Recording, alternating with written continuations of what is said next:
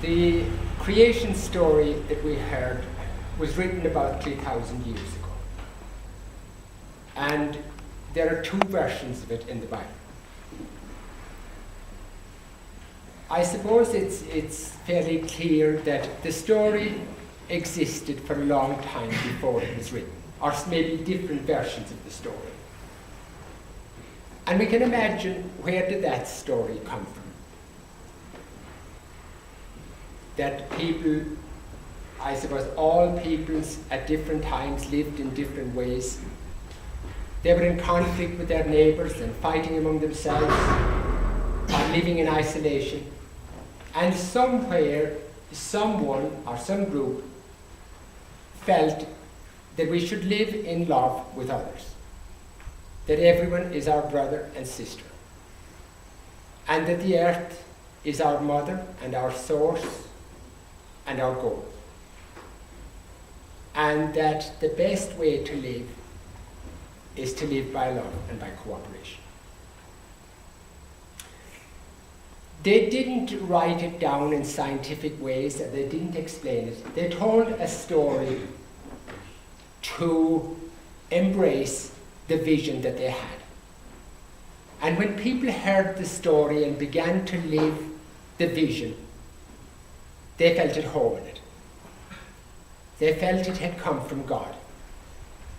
That God wrote this story, and this is the way God wants us to live. And that's the story, basically, that we're trying to live and that we're trying to promote in this institute. The gospel story was written about 1,000 years later. And Jesus met the same people. They were descendants of the original Jews, and they professed the same vision. Love God and love your neighbour.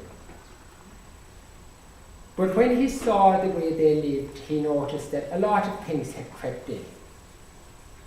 That they had rituals now, and that somehow the ritual distracted from the vision. The rituals came first. Washing and being clean instead of loving and doing. And he objected to this. He didn't say that the rituals were bad, but that the original vision is what he stood for. Love of God and love of neighbour and love of the poor, and do not try to avoid responsibility if you can find a loophole in the law. Or do not avoid your duty if you can get a ritual to make up for it. And so, in the first assessment of Christian living after 1,000 years, the Jews didn't do very well. They were seen to have still have the vision, but not implementing so well.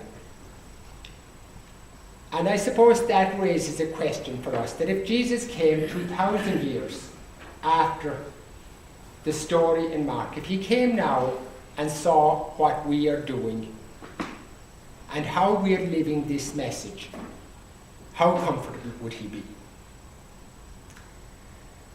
There's an American theologian and spiritual writer called Richard Rohr. A few years ago, somebody sent me some of his meditations. He sends a meditation every day if you want it. And what he's trying to do, it's very like what Jesus was doing with the Pharisees. I think if Richard Rohr was asked, he'd say that theologians are the Pharisees of the present. That the church in general, he would claim, fell into it. That at a certain point in the church, what became important was not so much what you did as what you said. That it became important to be able to explain things properly, and it became important to use the correct words and to go through certain rituals. And that, I think, is the challenge that we have now.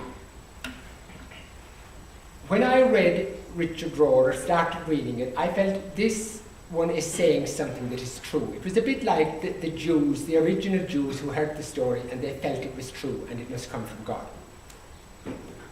And it was a bit uncomfortable because I teach theology as well. And this man is saying, well, the definitions don't matter so much. Last week, or a few weeks ago, he had a meditation basically on what we're talking about today. And he pointed out that in the Mass, we stand in reverence for the gospel, and we stand in reverence for the creed. And in the creed, we summarize our belief. But when we're talking about Jesus Christ, we say, he was born of the Virgin, and he suffered and died and rose from the dead. There's not a single mention of love or of compassion or of forgiveness. That what's in our creed is a statement of facts and beliefs and theological statements. And I suppose what he's saying is that maybe that is what Jesus would have to say if he came today. That we in many ways, when we come here, for us learning theology, the facts are important. But as we begin the year, I think it's important for us to remember that knowing theology and knowing the definitions are useful if it helps us. But the vocation is the vocation that was outlined in the first reading, that we're brothers and sisters, and that our vocation is to look after each other and to live in compassion and to live in love. And so as we begin the academic year, I hope that we'll be able to find a balance. To find a balance between what we want to know and what we want to become. And to remember that our vocation to put on Christ is the most important.